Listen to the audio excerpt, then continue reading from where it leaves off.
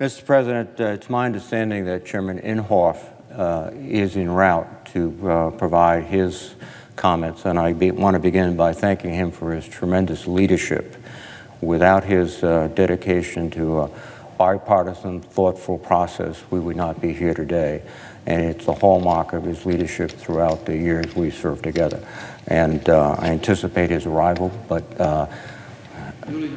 I will, in order to expedite the vote, let me proceed.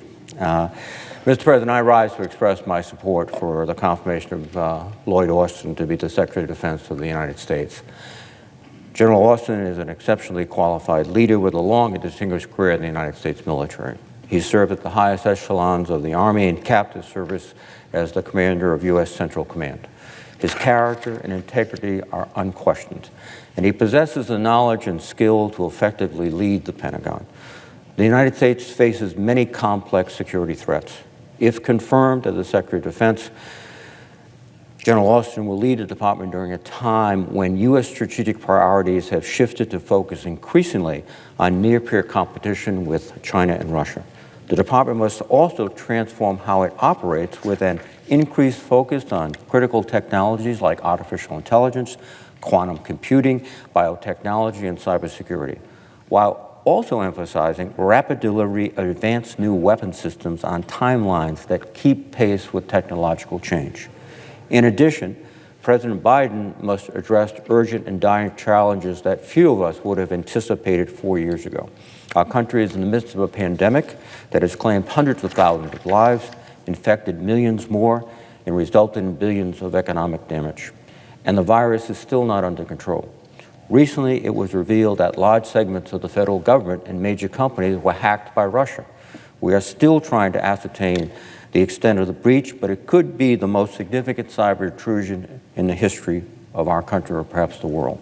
This event, too, should prompt us to move promptly to fill cabinet positions that are critical to our national security.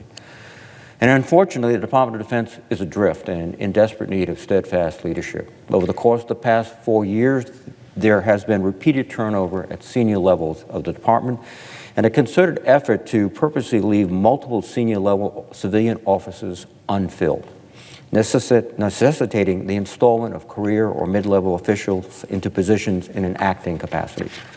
Unlike the nominees for cabinet positions, Congress must provide, as Senator McConnell indicated, an exception for General Austin to serve as the Secretary of Defense. Under the current statutes, individuals are prohibited from appointment if they are within 7 years of the military service. Congress found itself in a similar situation 4 years ago when President Trump nominated General James Mattis to be the Secretary of Defense. Now, prior to General Austin's confirmation hearing, the Senate Armed Services Committee held a hearing on civilian control of the armed forces that focused on the erosion of civil-military relations. At the hearing, valid concerns were raised about providing another waiver so soon after Secretary Mattis. However, at his nomination hearing earlier this week, General Austin pledged his commitment to repairing civil-military relations while also empowering the civilian personnel within the Department of Defense. These were critical comments from General Austin and ones that I support. Therefore, yesterday, I voted in favor of the legislation to provide General Austin with an exception to serve as the Secretary of Defense, and I was pleased the legislation received strong bipartisan support. General Austin is an outstanding choice to serve as Secretary of Defense. I'm proud to support his nomination, given the unique challenges we face. And Mr. President, I think from now on, in a few moments, we can refer to him as Secretary Austin, which is the appropriate title for his role.